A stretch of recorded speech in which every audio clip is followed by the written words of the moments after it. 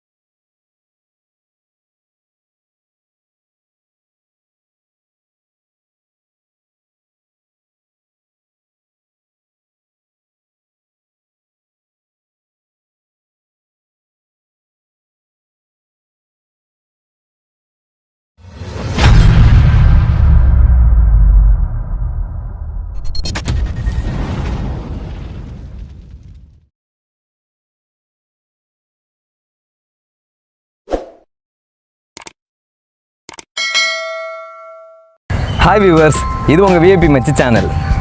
இப்போ கடந்த எல்லா வீடியோவும் பார்த்துருப்பீங்க. நம்ம ஆதி டென்னிஸனுடைய வீடியோ ஃபுல்லாக நம்ம எப்பயுமே டிரான்ஸ்ஜெண்டரை பற்றி நல்லா பேசியிருப்பார்.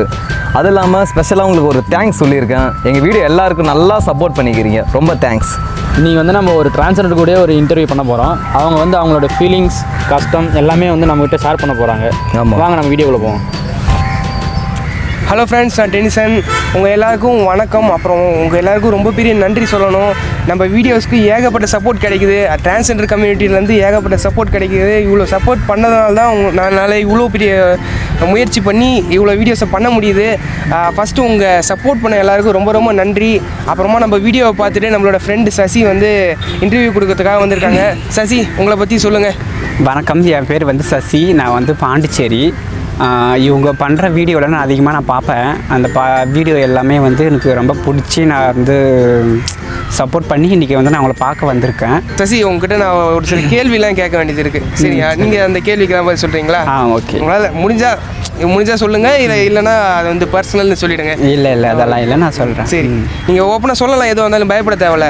நம்ம ஃப்ரெண்ட்ஸ் பார்த்துருக்கவங்களாம் நமக்கு சப்போர்ட் பண்ணுவாங்க. நான் வந்து எதுக்காக திருப்பி டிரான்ஸ்ஜெண்டரை பற்றி வீடியோ பண்ணிகிட்ருக்கேன்னா, நம்ம மக்கள்கிட்ட அந்த அவேர்னஸ் கிடையாது. பார்க்குறாங்க, இப்போ கூட நம்ம வரப்போ ஒரு மாதிரி வித்தியாசமாக பார்க்குறாங்க. அந்த ஒரு மைண்ட் செட்டை வந்து நம்ம மாற்றணும். அதுக்காக தான் நான் இந்த வீடியோ இவ்வளோ பண்ணிகிட்ருக்கேன். திருநங்கையை பற்றியாவது கொஞ்சம் பேருக்கு தெரியுது. இன்னும் நிறைய பேர் இருக்காங்க, லெஸ்பியன், கே, திருநம்பி, இவங்கள பற்றி சுத்தமாக தெரியறதில்ல. ரொம்ப ஒரு அவேர்னஸ் இல்லாமல் சில பேர் ரொம்ப சீப்பாக ட்ரீட் பண்ணுறாங்க. அவங்களுக்கு இந்தமாரி ஒரு அவேர்னஸ் கிடச்சிட்டு சாதாரணமாக பார்க்க பழகிட்டா எந்த ஒரு பிரச்சனையும் இருக்காதுல்ல. நார்மலாக வேலை கொடுக்க ஆரம்பிச்சிருவாங்க. எந்த பிரச்சனையும் இருக்காது. அதுக்காக தான் இந்த மாதிரி ஒரு அவேர்னஸ் நான் க்ரியேட் பண்ணிகிட்ருக்கேன். நம்ம கேள்விக்குள்ளே போகலாமா? ஓகே, போகலாம், வாங்க. சசி, இப்போ வந்து நம்ம கேள்விக்குள்ளே போகலாமா? போகலாம். உங்களுக்கு எந்த ஒரு டென்ஷனும் இல்லை, அதெல்லாம் எனக்கு எதுவும் இல்லை. எந்த தயக்கமும் இல்லாமல் பதில் சொல்லுவீங்கல்ல? கண்டிப்பாக. சரி, ஃபஸ்ட்டு கேள்வி என்னென்னா, எந்த வயசுலேருந்து நீங்கள் ஒரு பொண்ணாக நீங்கள் வந்து உணர ஆரம்பிச்சிங்க? எந்த வயசில்? நான் வந்து எப்படி சொல்கிறதுனா, ஒரு 3வது படிக்கிறதுலேருந்து என்னாச்சுன்னா, எனக்கு வந்து எனக்குள்ளே ஒரு மாற்றமாக ஏற்பட்டுச்சு. எப்படின்னா, அப்போது சின்ன வயசுலேருந்தே எங்கள் வீட்டில் வந்து அம்மாலாம் வந்து பசங்க கூட வந்து விளையாட விடுவாங்க. நான் என்ன பண்ணுவேன்னா, பொம்பளை பசங்க கூடவே வந்து விளையாடி அவங்க பண்ணுற ஒரு எல்லாமே வந்து அவங்க கூடவே இருந்து அவங்க என்னென்ன பண்ணுறாங்க போகிறாங்க, அந்த ட்ரெஸ்ஸு இதெல்லாம் வந்து பண்ணுறதை பார்த்து எனக்கு கொஞ்சம் ஆசை வந்து நான் மாதிரி இருக்க பிடிக்கல உங்களுக்கு? பசங்க கூட வந்து நான் அதிகமாக சேரல. அதுவும் இல்லாமல் எனக்கு பிடிக்காது. எனக்கு அப்போது பசங்க கூடலாம் சேர்ந்து விளையாடலாம். அப்போது வந்து எனக்கு அந்த மாற்றம் வந்துச்சு. ஆனால் நான் யார்ட்டையும் சொல்லலை. என்னோடய மனசுக்குள்ளே நான் வச்சுருந்தேன். நான் வந்து ஒவ்வொரு ஸ்டேஜாக நான் வந்து படிப்பு வந்து கொஞ்சம் கொஞ்சமாக நான் படிச்சுன்னே இருக்குள்ள எனக்குள்ளே அந்த மாதிரி எனக்கு வரவே நான் யார்ட்டையும் நான் சொல்லலை. அம்மா அப்பாக்கிட்டலாம் வந்து நான் எதுவும் சொல்லலை. அப்போவே வந்து இதெல்லாம் வந்து மனசுக்குள்ளே வச்சிருந்து அப்புறம் என்ன கொஞ்சம் படிச்சு. சின்ன வயசுல நீங்கள் அந்த மேக்கப் பண்ணுறது, சின்ன வயசுலலாம் வந்து அந்த இதெல்லாம் எதுவும் இல்லை. எனக்கு அந்த மாதிரி எனக்கு ஒரு மனசு வந்து ஒரு பொம்பளை மனசு மாதிரி இருந்துச்சு. எப்போ அந்த இருந்தாலும் நெயில் பாலிஷ் வைக்கிறது, புடவை அதெல்லாம் நான் வந்து எப்போ ட்ரை பண்ணியிருக்கேன்னா, வீட்டில் வந்து அம்மா அப்பெல்லாம் யாரும் இருக்க மாட்டாங்க. அப்போ வந்து யாராச்சும் ஊருக்கு போயிட்டாங்கன்னா நான் என்ன பண்ணுவேன்னா கதவை வந்து சாத்திட்டு இந்த நெய் பாலிஷ் வைக்கிறது, இந்த மேக்கப் பண்ணுறது, இந்த மாதிரி சேரீலாம் கட்டி வைக்கணும். அவங்க வர்றதுக்குள்ளே இதெல்லாம் பண்ணிவிடுவேன். அவங்க வந்துட்டாங்க. அதுக்கப்புறம் நான் அந்த ஒரு இதெல்லாம் எதுவும் பண்ணாத மாதிரி நடந்துக்குவேன். இல்லை அது மாதிரி மறைச்சிடுவீங்க எல்லாத்தையும்? இல்லை அது மாதிரி மறைச்சிடுவேன். அப்புறமா வந்து என் மனசுக்குள்ளே நான் வந்து கண்ட்ரோல் பண்ணின்னு இருந்தேன். அதுக்கப்புறம் நான் வந்து படித்து முடித்தோடனே என்ன ஆயிடுச்சுன்னா, அதுக்கப்புறம் என்னாலே ஒன்றும் முடியல அப்படின்னு சொல்லிட்டு இருந்துட்டேன். இப்போ வந்து எங்கள் அண்ணன், எனக்கு வந்து தங்கச்சி, அப்பா இல்லை, அம்மா இருக்காங்க. இவங்க மட்டும்தான் எனக்கு இருக்காங்க.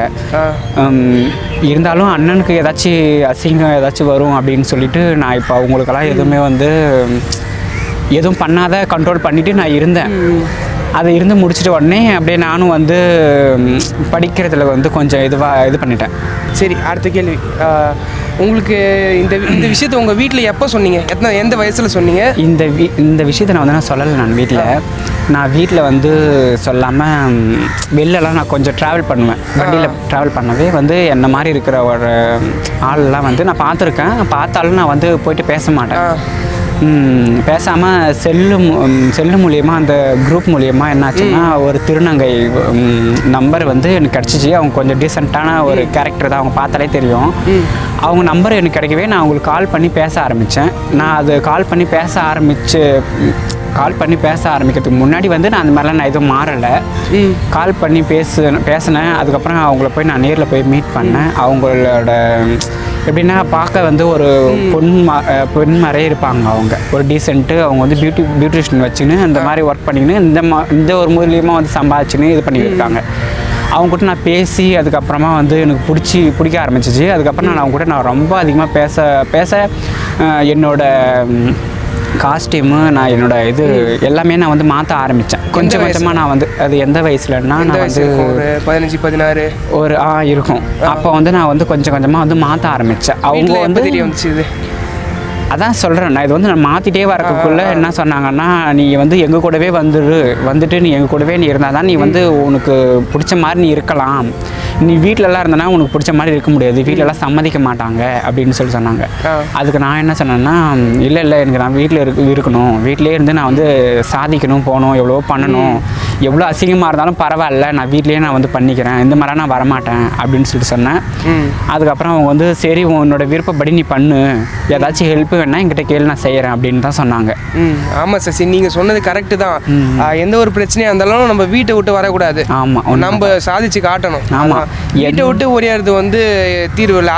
அது வந்து நம்மளை தப்பான வழியில் கூட நம்ம தள்ளிடலாம். அது சில பேர் நம்மளை மிஸ்யூஸ் பண்ணுவாங்க, ஏமாற்றுவாங்க. ஏகப்பட்ட பேர் நம்மளை ஏமாத்துறதுக்கு காத்துட்டு இருக்காங்க. எந்த ஒரு விஷயமா இருந்தாலும் உங்கள் வீட்டில் பேசி புரியவங்க, வீட்லேயே இருங்க, வீட்டிலேருந்து சாதிச்சு. நான் வந்து எவ்வளவோ வந்து புரிய வச்சேன். ஃபஸ்ட்டு ஏற்றுக்கலை. என்னை வந்து பக்கத்தில் என்ன நினைப்பாங்க, எங்கள் அண்ணன் வந்து அண்ணனோட ஃப்ரெண்ட்ஸ் என்ன நினைப்பாங்க, சொந்தக்காரங்களாம் என்ன நினைப்பாங்க, இந்த மாதிரி தான் வந்து நினச்சி அவங்களுக்கு அசிங்கத்தை நம்ம அதிகமாக தேடி கொடுக்கூடாதுன்னு சொல்லிட்டு நானும் இருந்தாலும் என்னால் வந்து முடியல. சரி ஃபுல்லாகவே நம்ம அது சேஞ்ச் ஆகிடணும், நம்ம இந்த சின்ன வயசுலேயே இதுமாரி மாறினா தான் போக தெரியாது போகாது அப்படின்னு சொல்லிட்டு நான் வந்து இந்த மாதிரி வந்து பண்ணிவிட்டு வீட்டில் வந்து இன்னும் வந்து பிரச்சனை இருக்கும் தான். அதெல்லாம் நான் வந்து சமாளிச்சுக்கிட்டு நான் எங்கேயும் வெளியில் போகாமல் நான் வீட்லேயே தான் இருப்பேன். எவ்வளோ பிரச்சனையாக இருந்தாலும் நான் சால்வ் பண்ணிவிடுவேன் வீட்லேயே இருந்து. அந்த ஒரு இதுவால் நான் வீட்டிலே இருக்கேன். இப்போ உங்கள் வீட்டில் ஏற்றுக்கிட்டாங்களா இல்லை இன்னும்? எங்கள் வீட்டில் ஏற்றுக்கிட்டாங்கன்னா எப்படின்னா, நீ உன்னோட இஷ்டப்படி நீ இரு, ஆனால் வெளியில் எங்கேயும் போகாத. வெளியில் ஏன் பயப்படுறாங்கன்னா, வெளிலலாம் போயிட்டு நான் ஏதாச்சும் எப்படின்னா மாறி யாருன்னா என்ன பண்ணி என்ன போட்டா என்ன பண்ணுறது, அந்த மாதிரி பயப்படுறாங்க.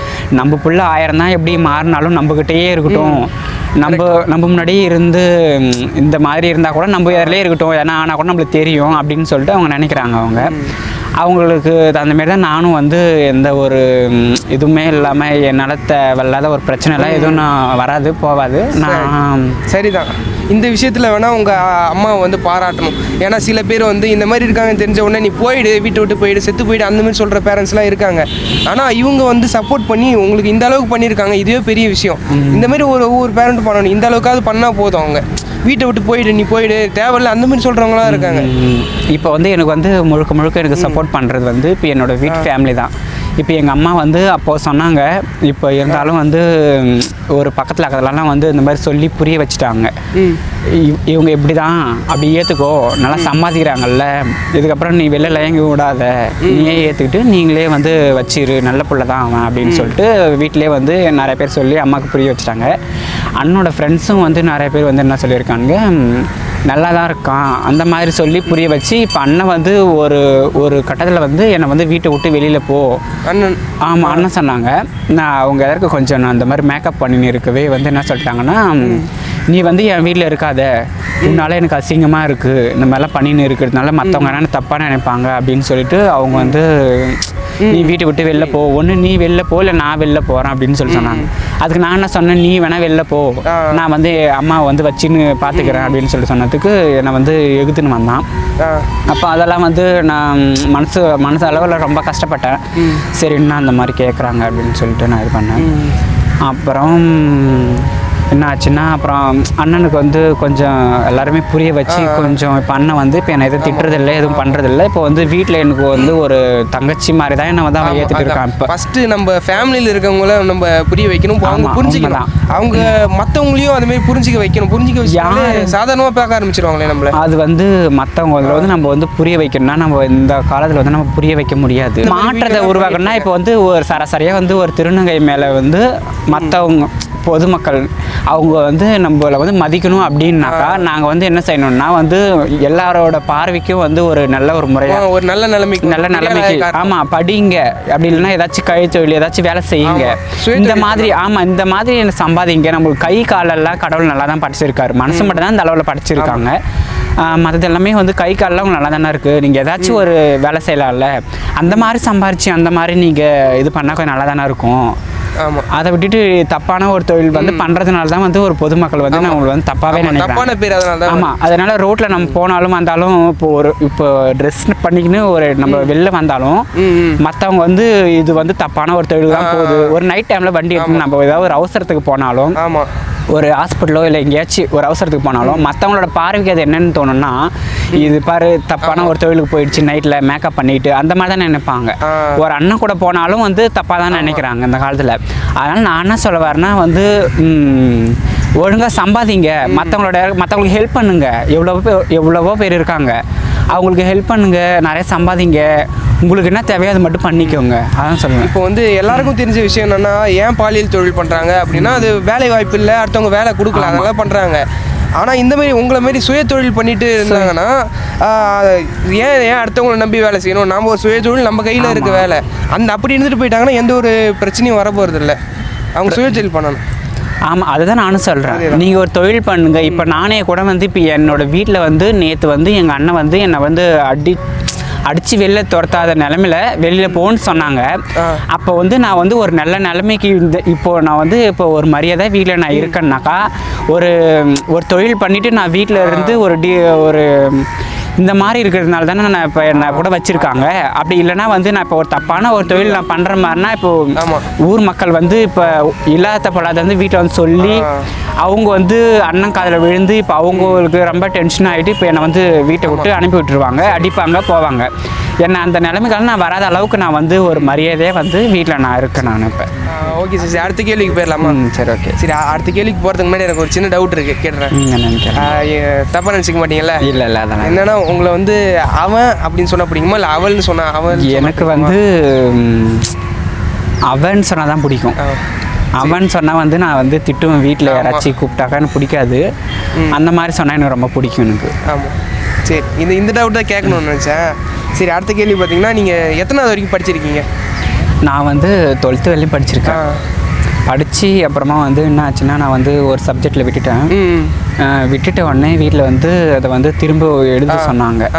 நான் வந்து அதை பண்ணலை, எனக்கு பிடிக்கல, எனக்கு படிக்க எனக்கு பிடிக்கல. எனக்கு வீட்டில் என்ன சொன்னாங்க, படிக்கலைன்னா வந்து என்ன பண்ணுறது போகிறது, நீ இப்போ இதை ஃபஸ்ட்டு முடிச்சுட்டு வேறு எதனா வேலை கூட தேடு கிடைக்கும் அப்படின்னு சொன்னாங்க. நான் என்ன சொன்னேன், எனக்கு படிப்பு மேலே எனக்கு இன்ட்ரெஸ்ட் எனக்கு அவ்வளோ எனக்கு இல்லை. இல்லாமல் அப்புறம் படிப்பு முடிஞ்ச உடனே என்ன ஆயிடுச்சுன்னா, வீட்டில் இது மாதிரி எழுத சொன்னாங்க, நான் எழுதலை. அப்போது வந்து என்ன பண்ணேன்னா, வீட்டில் வந்து பக்கத்து வீட்டிலலாம் அக்காலாம் வந்து இந்த மாதிரி டைலரிங் வேலைலாம் பார்த்து கொடுப்பாங்க. அவங்க வந்து தைக்கக்குள்ள நான் போயிட்டு பார்ப்பேன். எனக்கு கொஞ்சம் ஆர்வமாக இருக்கும், எனக்கு போய் பார்ப்பேன். பேசிகிட்டே வந்து அவங்க தைக்கிறதையும் கொஞ்சம் நோட் பண்ணிவிட்டு பார்த்துட்டு இருப்பேன். அப்போ பார்த்துட்டே இருக்கல நான் என்ன ஆயிடுச்சுன்னா, எனக்கு ரொம்ப பிடிக்க ஆரம்பிச்சிது. இந்த தைக்கிறதுல வந்து ரொம்ப பிடிக்க ஆரம்பிச்சிச்சு. அப்புறம் நான் அதுலேருந்து வந்து கொஞ்ச நாள் வந்து ஒருத்தவங்க கிட்ட இந்த மாதிரி கற்றுக்கல பார்த்து இது மாதிரி கற்றுக்குன்னு பார்த்து தான் கற்றுக் கொடுப்பாங்க, அவங்க கற்றுக் கொடுக்க மாட்டாங்க. அப்புறமா என்ன பண்ணேன், இந்த மாதிரி தைக்கணும்னு சொல்லிட்டு நான் வீட்டில் சொன்னேன், மிஷின் ஒன்று வாங்கி கொடுங்க அப்படின்னு சொன்னேன். என்கிட்ட இப்போதைக்கு காசு எதுவுமே இல்லை அப்படின்னு சொல்லியிருந்தாங்க. நான் என்ன பண்ணேன், வெளில கொஞ்சம் காசு தண்டல் மாதிரி எடுத்து அதை கொடுத்து ஒரு மிஷின் ஒன்று நான் ஃபஸ்ட்டு வாங்க ஆரம்பித்தேன். அதை வாங்க ஆரம்பித்து அதுக்கப்புறம் அதில் கொஞ்சமாக வீட்டிலே இருந்து தைக்க ஆரம்பித்து இப்போது வந்து பெரிய கடை வச்சுட்டேன்.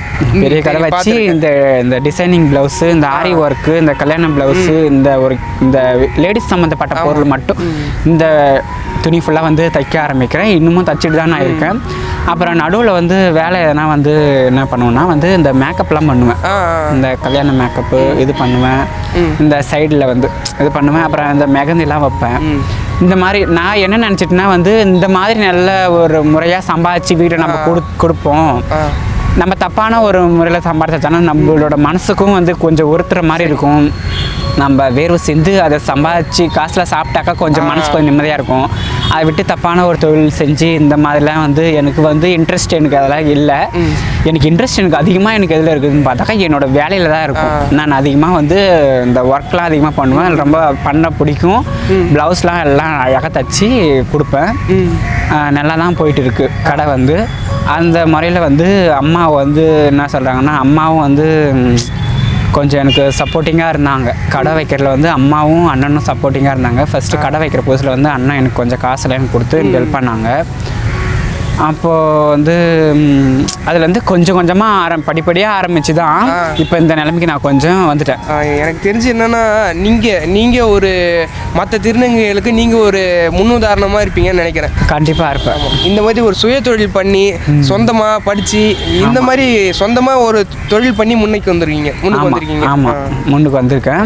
ரொம்ப பெருமையாக இருக்குது. இது நிஜமாவே சொல்கிறேன், உங்களை நினச்சா ரொம்ப பெருமையாக இருக்குது. அது வந்து எனக்கு இப்போ வந்து அம்மா வந்து என்ன சொல்லுவாங்கன்னா, நேற்று வந்து படிக்க சொன்னவனை வந்து இன்றைக்கி வந்து நல்ல முறையாக வந்து வேலை செஞ்சுட்டு இருக்கான்.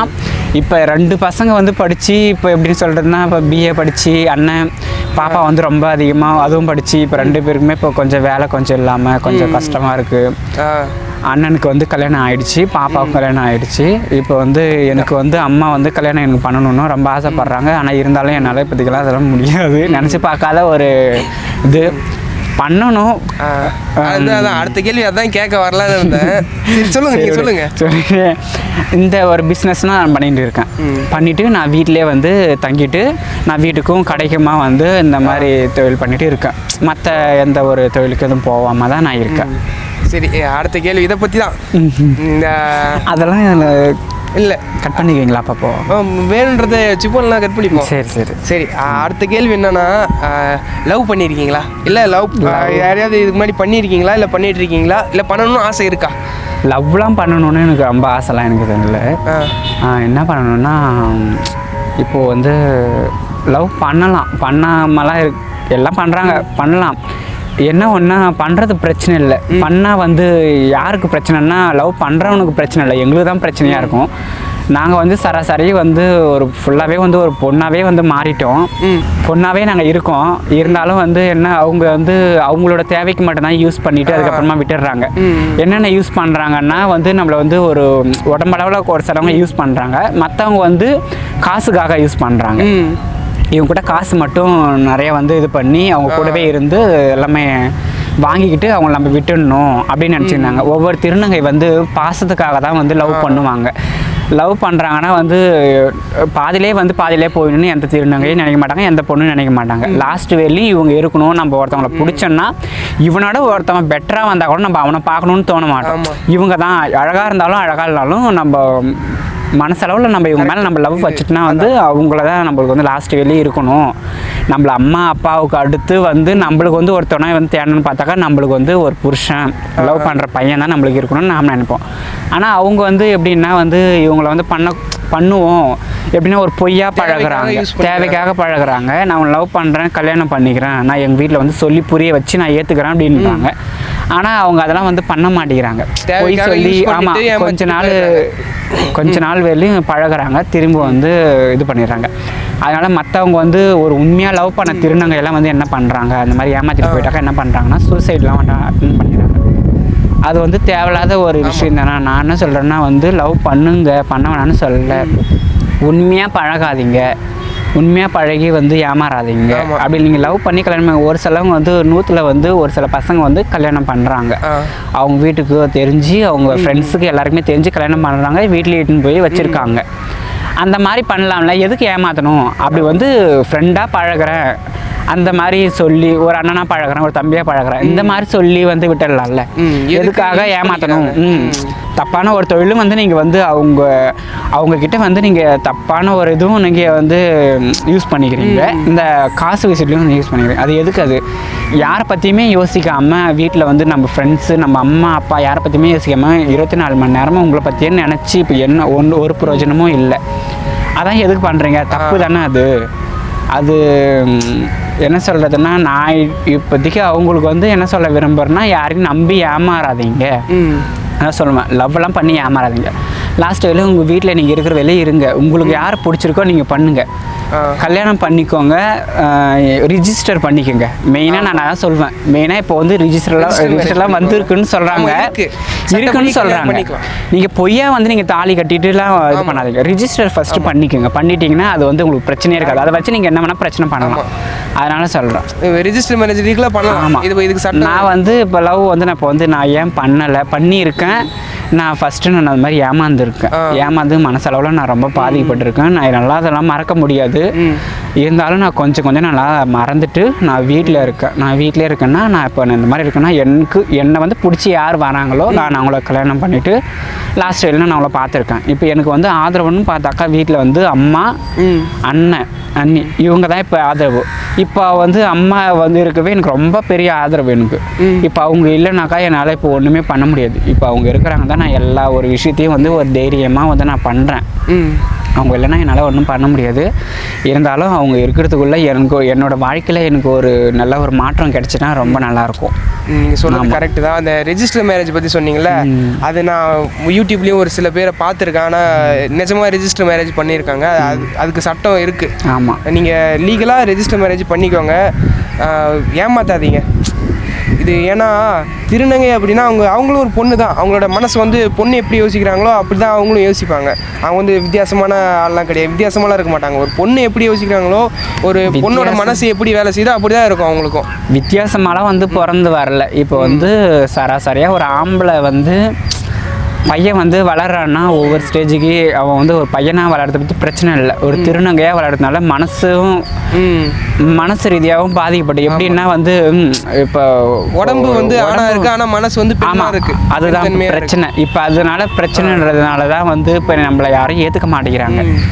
நான் என்ன சொல்கிறேன்னா, ஏற்றுக்கிற மாதிரி பண்ணுவோன்னா இந்த ஒரு சின்ன உதவி, சின்ன ஹெல்ப், இந்த மாதிரி ஒரு நல்ல விஷயங்களை பண்ணுங்க. தேவையில்லாத விஷயங்களை பண்ணவே தான் ஒரு பொதுமக்களுக்கு எல்லாருக்குமே வந்து ஒரு தப்பான ஒரு எண்ணங்கள் வந்து ஏற்படுது. திருநங்கைன்னு சொன்னாலே வந்து சராசரியாக ஒரு ஆம்பளை வந்து என்ன நினைக்கிறாங்கன்னா, ஒரு பெண்கள் வந்து அவங்க வந்து எப்படின்னா வந்து ரெண்டுமே பெண்கள் வந்து அந்த மாதிரி யோசிக்க மாட்டாங்க. ஏன்னா வந்து நம்மள மாதிரி தான் அவங்க 100க்கு 100 நம்மள மாதிரி தான் அவங்க பெண் தான் அப்படின்ற மாதிரி ஏற்றுக்கிறாங்க. பெண்கள் வந்து நான் குறை சொல்ல மாட்டேன், பெண்கள் வந்து 100க்கு 100 வந்து ஏற்றுக்கிறாங்க. இப்போ ஆண்கள் எப்படின்னா, ஆண்கள் தான் இப்போ எங்களை மாதிரி ஆளுங்களை வந்து குறை சொல்கிறதே வந்து ஆண்கள் தான். அந்த ஆண்களுக்கு முன்னாடி நல்லபடியாக வாழ்ந்து காட்டுவோம் தான் நான் சொல்கிறேன். நீங்கள் தப்பான தொழில் பண்ணுறதை விட இவங்கள மாதிரி ஒரு சொந்தமான தொழில் பண்ணுங்கள். இதுதான் நான் மற்ற எல்லாருக்குமே திருநங்கை மட்டும் இல்லை, திருநம்பி மற்ற டிரான்ஸ்ஜெண்டர் பீப்புளெலாம் இருக்காங்கல்ல, அவங்க எல்லாருக்கும் சொல்ல விரும்புறது இதுதான். சொந்தமாக தொழில் பண்ணுங்க, யாரையும் நம்பி இருக்காதீங்க. அதுதான். சரி, அடுத்த கேள்வி கேட்போமா? அடுத்த கேள்வி இல்லை பிரேக் விட்ருவோமா? கேட்போம். பிரேக். எம்ஐ ட்ரிம்மர் வந்து நல்லா இருக்குது அப்படின்னு சொல்லிட்டு நிறைய பேர் ரிவ்யூ சொல்லியிருந்தாங்க. நிறைய பேர் வாங்கினவங்க யூஸ் பண்ணவங்க என் ஃப்ரெண்ட்ஸ் சொல்லியிருந்தாங்க. அதை பார்த்துட்டு தான் நான் இதை வாங்கியிருக்கேன். இதை முடிய கூட கட் பண்ணலாம், இது அந்தளவுக்கு பவர்ஃபுல்லான ட்ரிம்மர் அப்படின்னு சொல்லியிருக்காங்க. இதோட லிங்க் வேணால் நான் டிஸ்கிரிப்ஷனில் கொடுக்குறேன், பார்த்து வாங்கிக்கோங்க. ப்ராடக்ட்டை பாருங்கள். அட்லீஸ்ட் நீங்கள் வாங்கினாலும் பரவாயில்ல, அதோட ஸ்பெசிஃபிகேஷன் எப்படி இருக்குன்னாவது நீங்கள் கீழே டிஸ்கிரிப்ஷனில் கொடுக்குறேன், லிங்கை கிளிக் பண்ணி பாருங்கள். பிடிச்சிருந்தா வாங்கிக்கோங்க. இதை நான் டெலிவரி. Okay CC. அடுத்து வந்து நான் கேட்க விரும்புகிற கேள்வி என்னென்னா, உங்களுக்கு குழந்தை பெற்றுக்க ஆசை இருக்கா? குழந்தை உங்களுக்குன்னு ஒரு குழந்தை வேணும், நீங்களாக அதை பெற்றுக்கணும் அப்படின்னு ஒரு ஆசை இருக்கா? கண்டிப்பாக இருக்குது. அந்த மாதிரி நாங்களாக பெற்றுக்கணும்னு ஆசை நாங்கள் பட்டாலும் வந்து அதுக்கு எப்படின்னா நம்ம லவ் பண்ண பையனோ சப்போஸ் நம்ம கல்யாணம் பண்ணுறவங்களோ நம்ம கூட இருக்கணும். நம்ம கூட இருந்து சப்போர்ட்டிங் நிறையா பண்ணணும். எவ்வளோ என்ன பிரச்சனை வந்தாலும் பரவாயில்ல, நம்ம அதுக்கு வந்து அது என்ன நடவடிக்கை நம்ம எடுப்போம், போவோம். நம்ம எல்லா ஹாஸ்பிட்டலையும் நம்ம போயிட்டு கேட்டுட்டு விசாரிச்சுன்னு வருவோம் அப்படின்னு சொல்லிட்டு. ஆனால் அது இருக்குன்னு தான் சொல்கிறாங்க. இருக்குன்னு நான் கேள்விப்பட்டிருக்கேன். ஃபாரின்ல கூட ஒரு சில பேர் பண்ணியிருக்கிறதா, கர்ப்பப்பையை வந்து டிரான்ஸ்பிளான்ட் பண்ணி குழந்தை பெற்றுட்டு அந்த மாதிரி பண்ணலான்னு தான் சொல்கிறாங்க. அதுக்கு நம்ம வந்து மெயினாக வந்து குழந்தை பெற்றுக்கிறது பிரச்சனை கிடையாது, நம்மளுக்கு வந்து ஃபுல்லாக சப்போர்ட் வேணும். அது ஆமாம், சப்போர்ட்டிங் இருந்தால் தான் நம்ம வந்து அதை வந்து பண்ண முடியும், எடுத்து பண்ண முடியும். நாம் வந்து இந்த மாதிரிலாம் வந்து வீட்டு தனிமையாக இருந்து அந்த ஒரு இதெல்லாம் நம்ம பண்ண முடியாது. ஆமாம் ஆமாம் ஆமாம். அதனால் வந்து நம்மளுக்கு சப்போர்ட்டிங் இருந்தாக்கா குழந்தை பெற்றுக்கணுன்ற ஒரு ஆசை வந்து எனக்கு மட்டும் கிடையாது, என்னை மாதிரி இருக்கிற ஒரு திருநங்கை எல்லாருக்குமே வந்து அந்த மாதிரி எவ்வளோ ஒரு காஸ்டியூமும் எவ்வளோ ஒரு மேக்கப்பு எல்லாமே மாற்றினாலும் கல்யாணம் பண்ணி எப்படி இருந்தாலும் அவங்க மனசுக்குள்ளே என்ன ஒரு சின்ன ஒரு கஷ்டமாக இருக்குன்னு பார்த்தா நம்மளால ஒரு குழந்தை ஒரு பெற்றுக்கிட்டாக்கா ரொம்ப சந்தோஷமாக இருக்கும் அப்படின்னு சொல்லிட்டு எல்லாருமே நினைப்பாங்க. எல்லாருமேன்றது நானும் அதான் நினைக்கிறேன். அதுக்கான டெக்னாலஜி வந்து வரும் கண்டிப்பாக. அது வரணும். பண்ணிட்டு இருக்கிறதா தான் கேள்விப்பட்டேன், பெற்றுட்டு இருக்காங்கன்னு சொல்லிட்டு. அது எந்த அளவுக்கு உண்மை எனக்கு தெரியல. எனக்கு தெரிஞ்சதுன்னா நான் கன்ஃபார்மாக சொல்கிறேன். இப்போதைக்கு ஒரு டவுட்டில் தான் இருக்குது. அது பண்ணியிருக்காங்கன்னு சொல்கிறாங்க. ஆமாம். அது மாதிரி எதிர்காலத்தில் இதுமாதிரி நிறையா நடக்கிறதுக்கு வாய்ப்பு நடக்கணும். அது மாதிரி சாதாரண பொண்ணாக இருந்தாலும் அவங்க குழந்தை பெற்றுட்டு அம்மாவானதான் அவங்க ஒரு முழுமையான மாதிரி ஒரு அவங்களுக்கு வந்து ஒரு வீட்டுக்கு வந்து ஒரு மருமகளாக போகிறாங்கன்னா அவங்களுக்குன்னு வந்து ஒரு வாரிசு ஒரு குழந்தை பார்த்தா தான் அவங்களுக்குன்னு ஒரு மரியாதை மதிப்பு எல்லாமே கிடைக்கும்.